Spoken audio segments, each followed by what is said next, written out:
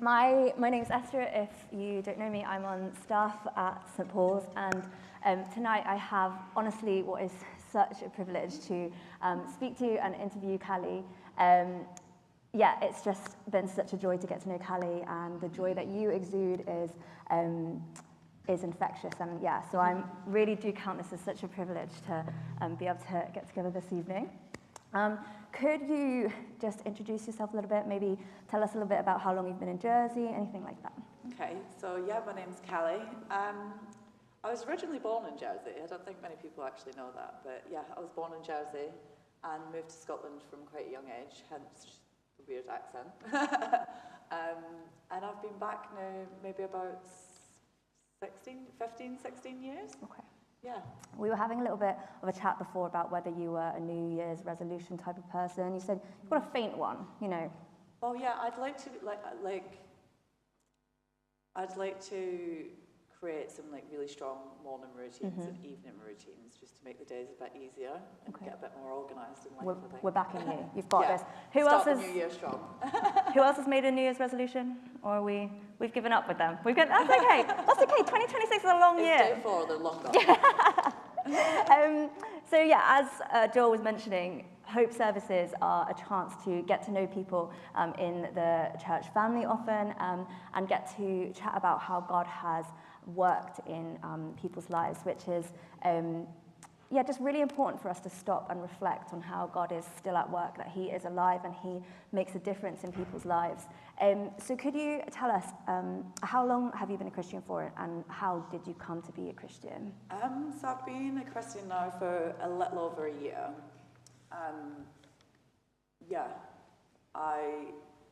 I actually became a Christian whilst I was in prison. So when I went there, the lovely Henry and David, they were really warm, really welcoming, and they asked me if I wanted to go.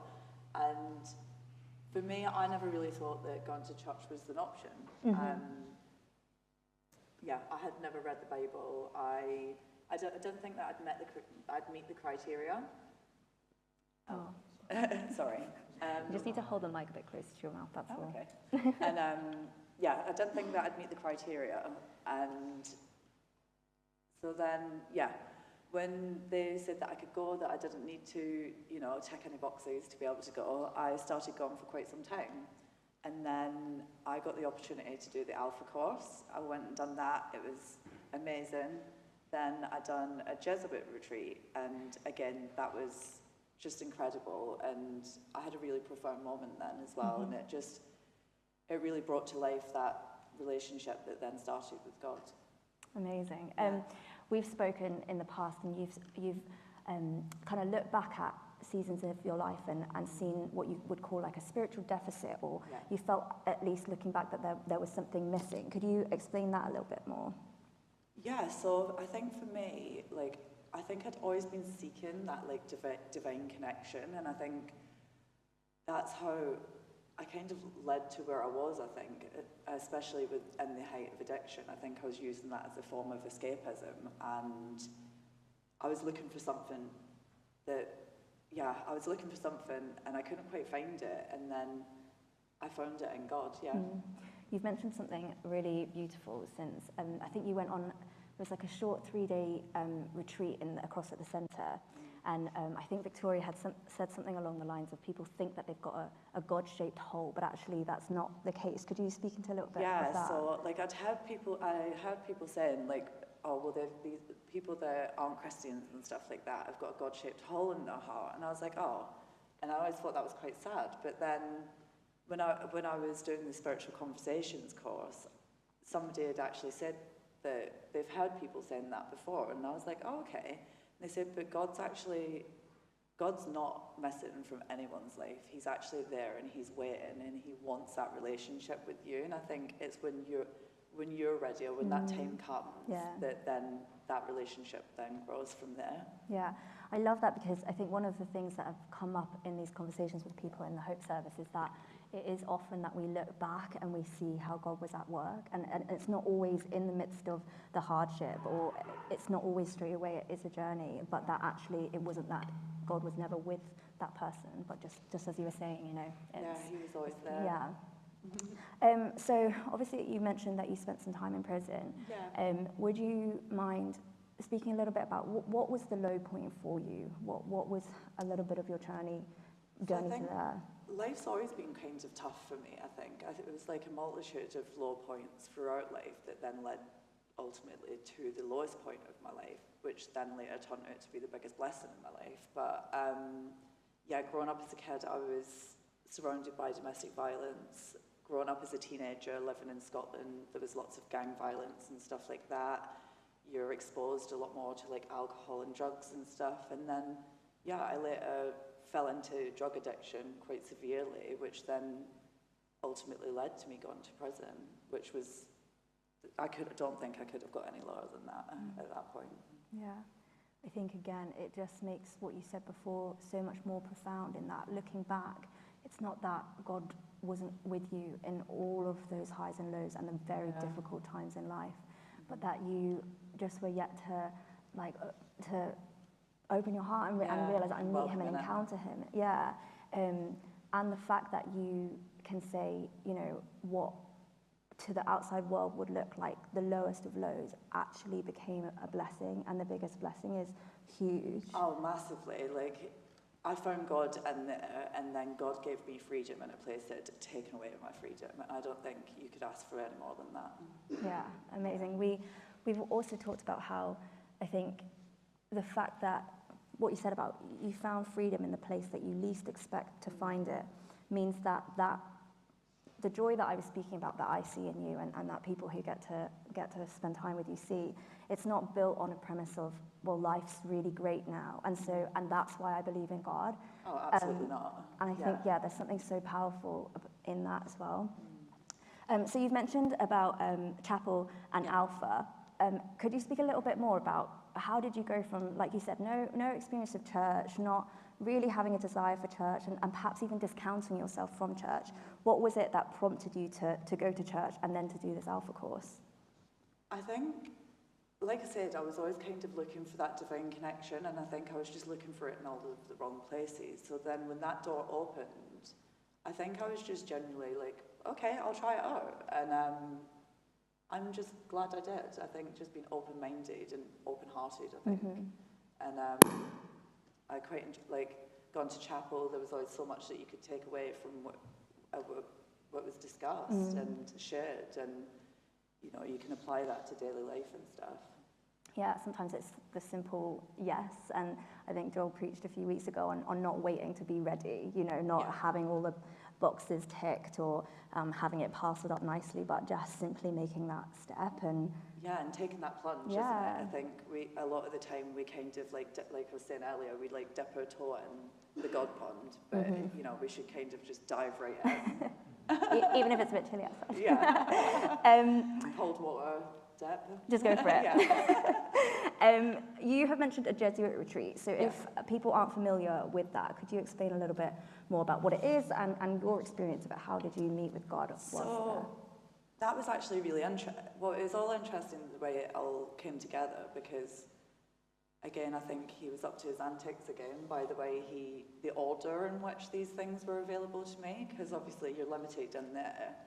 So I got to go to chapel for quite some time, and then that kind of ignited me going to do the Alpha course.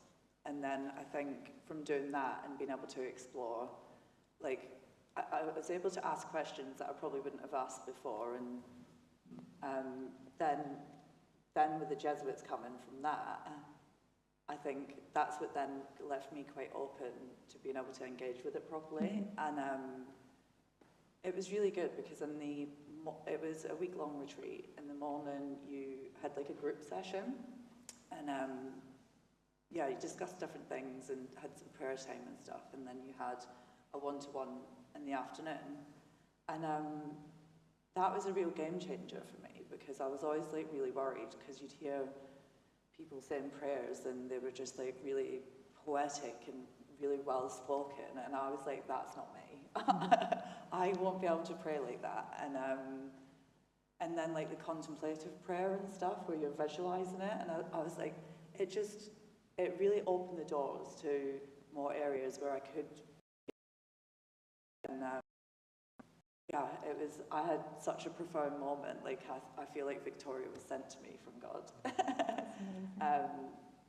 Yeah, and it's where he really revealed himself to me, and that was the first time I'd been that vulnerable in such a long time, and I just instantly felt lighter from that encounter with him, and it's just, he instantly took away my shame and my guilt, and I felt that warmth, that love that he provides, and it's just, yeah, it's been ongoing since then. It's so cool. Yeah. I said before I was going to try and limit my "that's so cool" comments, because I say it a lot around Callie. I'm like, that's just so cool.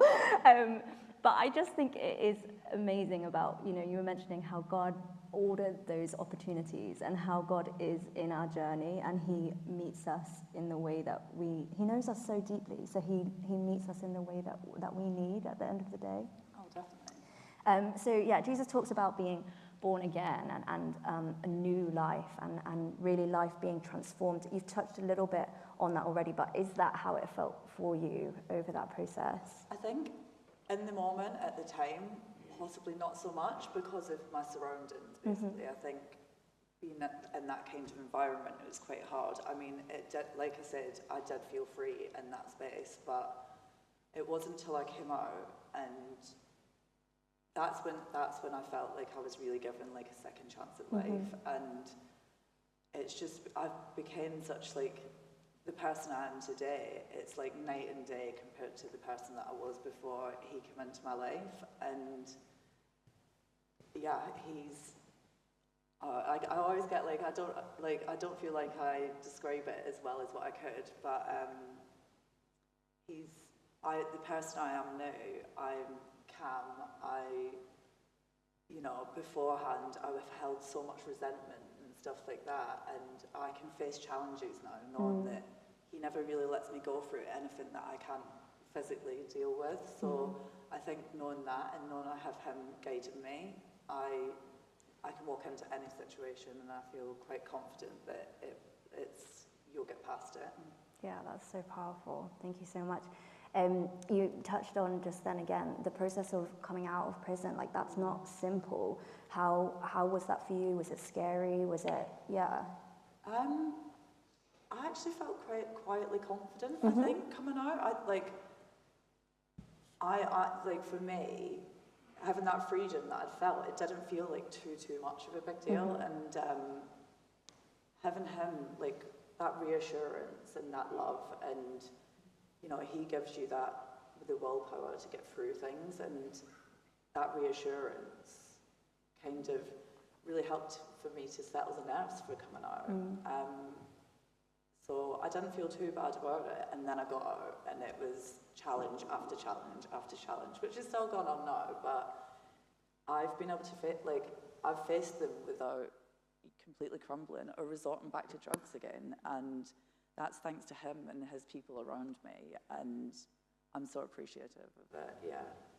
Yeah, you were mentioning like throughout your story of meeting God and your relationship growing since then, this feeling of no longer doing things in your own strength, and actually things that you couldn't have made happen or couldn't have just changed in yourself by trying harder. Like, it's really been his power and his spirit in you. Would you say, if you kind of had to sum it up, what is the secret of this new life that you're talking about? What is the secret of facing these challenges and being able to sit here and place your trust in him? It's definitely staying close to the Lord, and I think staying close to him, obviously praying, reading the Bible, all of that stuff, but I think as well not to compare your journey with God with other people's. I think everybody's so unique. Sometimes we just strive for the profound moments and the gifts for him, and you can kind of miss it. I think, you see other people that have had continuous gifts from him, and you're like, why hasn't that happened to me? But I think that's kind of takes it away from what it is, and just keep going on your journey with him. Amazing. Yeah. Thank you so much for everything that you've shared about that walk with God. Like I said, it is it is so joyful to hear how God is at work in your life and how eager you are to continue to just take his hand and walk through this thing we call life with him. As part of Hope services, we ask people if they've got a passage that they love or a passage that that they feel God has put on their heart. You've chosen one for this evening. If you could tell us what it is. So, well, with this, but I went away and I was like, right, so what passage am I going to choose? And the analytical brain came into it, and then I was starting to write a list, and I was like, right, no, this is not what this is about. I was like, that's me trying to take over again. And I sat with God, and I kind of said, what passage should I take? And he actually gave me a parable, the parable of the sower. So, yeah.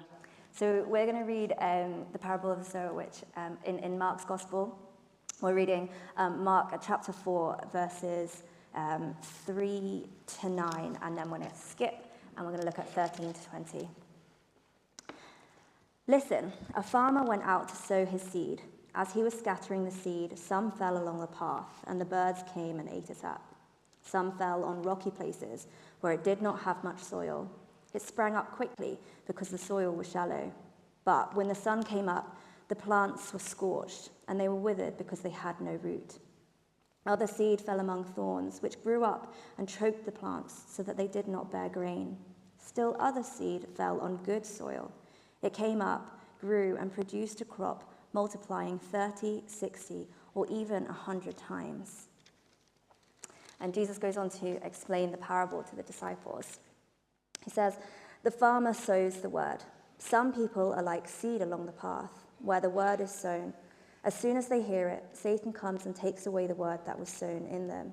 Others, like seed sown on rocky places, hear the word at once and receive it with joy. But since they have no root, they last only a short time. When trouble or persecution comes because of the word, they quickly fall away. Still others, like seed sown among thorns, hear the word, but the worries of this life, the deceitfulness of wealth, and the desires for other things come in and choke the word, making it unfruitful. Others, like seed sown on good soil, hear the word, accept it, and produce a crop 30, 60, or even 100 times what was sown. We were chatting before the service about how Jesus went on to explain that the seed is the word of God and different people's response, and just how appropriate actually this passage that God laid on your heart, that in the end it wasn't you picking out which one you thought would be best, but what God laid on your heart is so appropriate for your journey, and also at the start of a year, us looking ahead at what kind of soil we might be. But you talked about what you felt God had been saying to you through the passage, if you would like to share. Yeah, so the first time that I'd ever read that, for me, the interpretation that I had from it, or like how it resonated with me, was it was like all of the places, like for me, being in that spiritual deficit that I've spoken about before, I was looking for it in all of the wrong places, and I think I was throwing my seeds in the wrong soil. I was throwing them into drugs, the wrong people. I was into like moon phases and crystals and stuff like that, and that's why nothing ever sprouted and grew to its full potential. And I think now that I've landed with God, basically, that relationship, it will help me to continue to grow. Yeah, absolutely. And we were talking about how it's a really good example of how actually God uses different passages at different times in our lives. He might emphasize something differently in a season or to different individuals. And I think, it's really amazing how you've picked out something from that parable that still links so closely with what Jesus went on to explain to his disciples. And we were talking about how I'd looked up this passage preparing to chat about it, and how someone was saying that it's so important for all of us to be open to recognizing ourselves in all of the soils at different times. And if we're not open to the fact that actually all of us, no matter how long we've been on this journey with God, at times we can be like the soil that allows things to come and choke that growth in us. Oh, definitely, we can fall short. Yeah. You were saying how good this passage was for the start of this year. How are you taking it forward in this year? How are you letting it kind of speak into 2026 for you? I'm planting the seed in the good soil with all the nutrients it needs and the right amount of water, the sunlight, and all of that's God. So yeah, I can't wait for this year to come. That's amazing. Callie, thank you so much for being willing to share your story. I'm sure if people fancy chatting to you a bit more afterwards, that you'd be happy to chat to people. I would love to pray for you before we hand back to Joel, if that's okay. Dear Lord, we just thank you so much for Callie. Once again, I thank you for that joy and that light that is so evident in her. And that comes from the fact that, like she was saying, she recognizes what it is to be soil that accepts your word, that lets your word grow within her. Lord, we pray that her relationship with you would only continue to grow deeper, that she would continue to grow in love for you, and that she would always be able to know how much you love her, that you look on her and you delight in her, that just as she recognizes there's never been a moment in the past where you were not by her side, that you will continue to be by her side as she takes on 2026 and the years to come as well. Amen.